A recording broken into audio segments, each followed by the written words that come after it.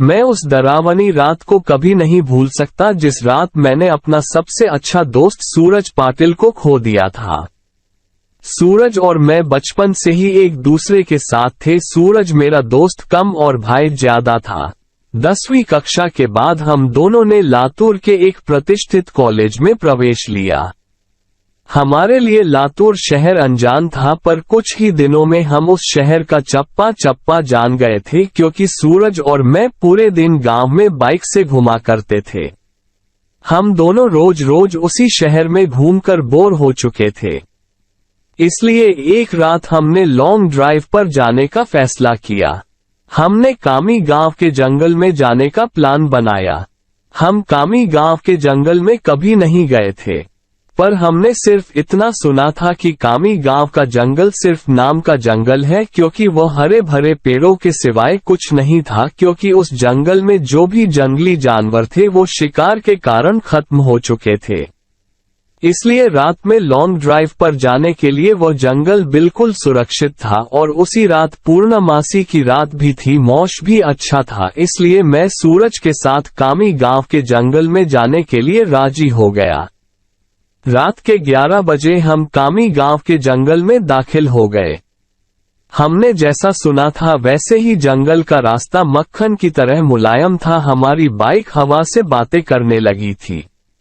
वाकई बहुत मजा आ रहा था, पर मुझे इस बात से हैरानी हो रही थी कि हम जंगल के इतने अंदर दाखिल हो चुके थे, पर तब भी हमें रास्ते में एक भी गाड़ी दिखाई नहीं दे रही थी। जंगल का पूरा रास्ता सुनसान पड़ा हुआ था। तब बीचों बीच बाइक रोक दी। वो अंग्रेजों के द्वारा नदी में बनाया गया 100-200 साल पुराना ब्रिज था। पुल के बगल में एक बड़ा सा बोर्ड लगा हुआ था और उस पर लिखा हुआ था एसटी जॉर्जे ब्रिज। हम दोनों पुल पर गए और खड़े हो गए। पुल के नीचे से नदी बह रही थी और कोमल हवाएं चल रही थी। नदी के बहती हुई पानी में चांद दिखाई दे रहा था।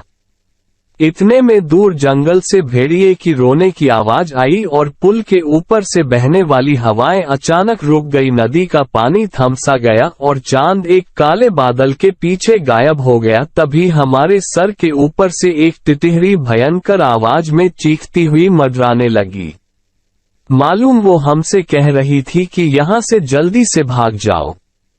मैं, सूरज, यहाँ कुछ अच्छा नहीं लग रहा है। टिटहरी का चीखना मतलब हमारे चारों तरफ खतरा मंडरा रहा है। हमें जल्दी यहाँ से निकल जाना चाहिए। सूरज, अरे भाई, कुछ अशुभ नहीं होता, बस ये अंधविश्वास है। यहाँ खड़े रहो और चुपचाप नजारा देखो। तभी मैंने सूरज से कुछ दूर पुल के पास एक औरत को खड़े देखा।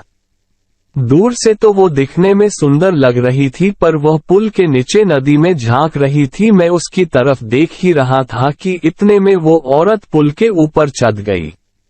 मैं, सूरज, अपने पीछे देख, वो औरत क्या कर रही है। सूरज ने पीछे मुड़कर देखा। वो औरत अभी भी पुल के रेलिंग के ऊपर चढ़कर नदी में देख रही थी। सूरज भाई, वो खुदकुशी करने की कोशिश कर रही है। सूरज ने मुझसे कहा।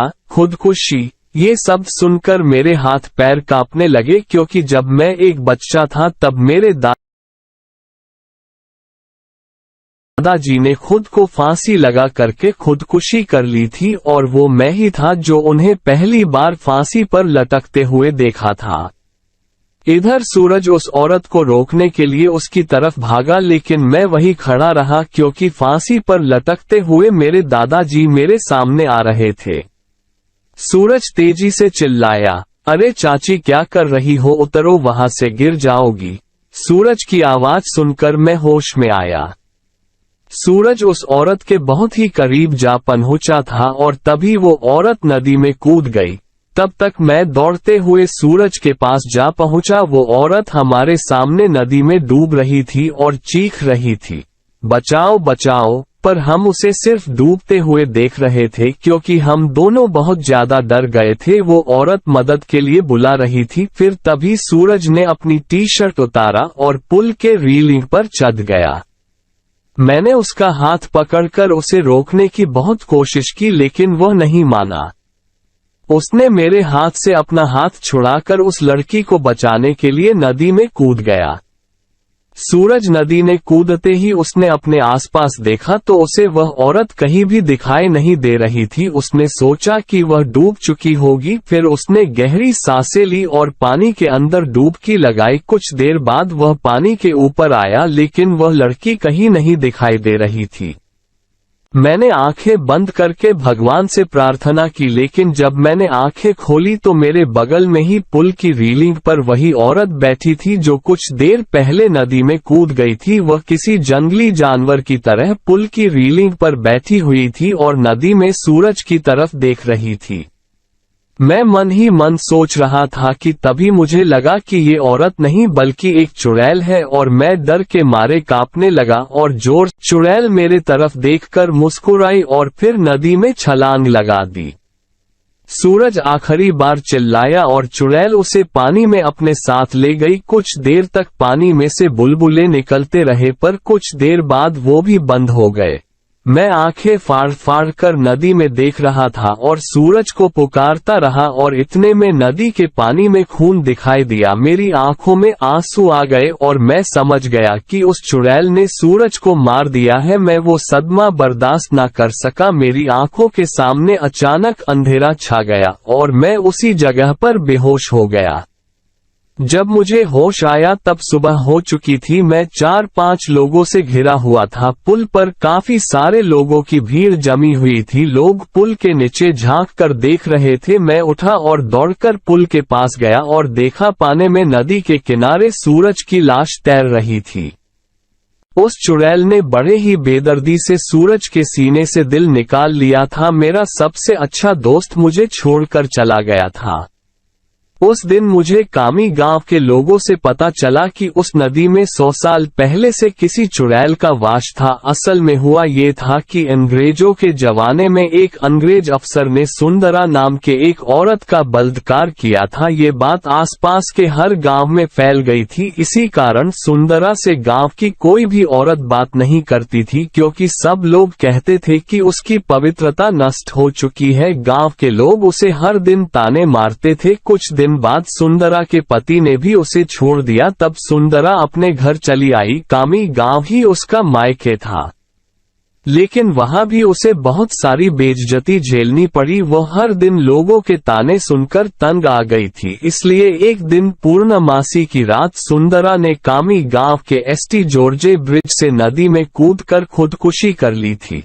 मरने के बाद वह चुड़ैल बन गई और पूर्णमासी की रात सुंदरा उस ब्रिज पर आती थी और लोगों को इसी तरह कपट से अपना शिकार बनाती थी।